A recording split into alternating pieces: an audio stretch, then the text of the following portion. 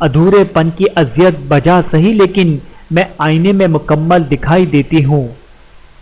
میرا کوئی نہیں تیرے سوا اے اللہ۔ انجان لوگوں میں اپنے آپ کو تراشے بنا جگہ بنانا مشکل ہوتا ہے۔ شیطان کی انسان پر کی گئی ساری سرمایہ کاری اس وقت مکمل طور پر ڈوب جاتی ہے جب بندہ سچی توبہ کر کے اپنے رب کے در پر جھک جاتا ہے۔ بے شک اللہ پاک ہر گناہگار کی توبہ قبول فرمانے والا ہے۔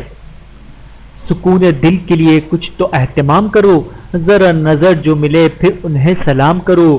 مجھے تو ہوش نہیں، آپ مشورہ دیجئے، کہاں سے چھیڑوں فسانہ کہاں تمام کروں۔ یا اللہ، جو سر تیرے آگے جھکتا ہے اسے دنیا والوں کے سامنے جھکنے سے بچا، اور جو ہاتھ تیرے آگے پھیلتے ہیں انہیں بندوں کے آگے پھیلنے سے بچا۔ آمین ثم آمین۔ اب قفس کا یہ تکلف کیسا، اڑ بھی جائیں تو کدھر جائیں گے۔ اولاد کے لیے باپ وہاں ہاتھ پھیلا لیتا ہے جہاں وہ پاؤں رکھنا بھی گوارا نہیں کرتا۔ اللہ پاک محتاجی سے بچائے، آمین۔ اچھی باتیں پڑھنے کی عادت ہو تو اچھی باتیں کرنے کی عادت خود بخود بن جاتی ہے۔ ایک تو تم خواب لیے پھرتے ہو گلیوں گلیوں، اس پہ تکرار بھی کرتے ہو خریدار کے ساتھ۔ اے اللہ تعالی، ہمیں اپنی محبت اور اپنی تمام مخلوقات کے قدر اور محبت کرنے کی توفیق عطا فرما، آمین۔ جو روک سکتی یادوں کی بارش کو، کاش ایسی بھی کوئی چھتری ہوتی۔ وقت گزر جانے کے بعد اگر کوئی قدر کرے تو اسے قدر نہیں افسوس کہتے ہیں۔ پھلدار کے نصیب میں ہے پتھروں کی چوٹ، یہ حوصلہ نہیں ہے تو پھر بے ثمر رہو۔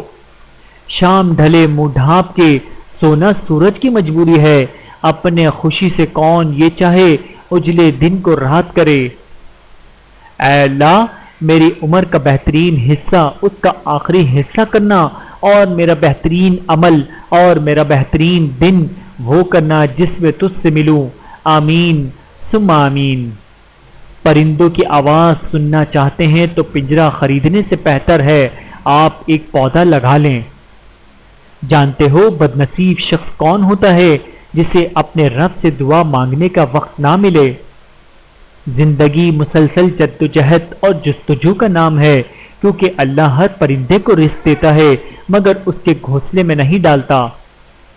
تتلی کے تعاقب میں کوئی پھول سا بچہ، ایسا ہی کوئی خواب ہمارا بھی کبھی تھا۔ رفاقتیں کبھی زنجیر پا نہیں ہوتی، نہ چل سکو تو بچھڑ جاؤ دوستوں کی طرح۔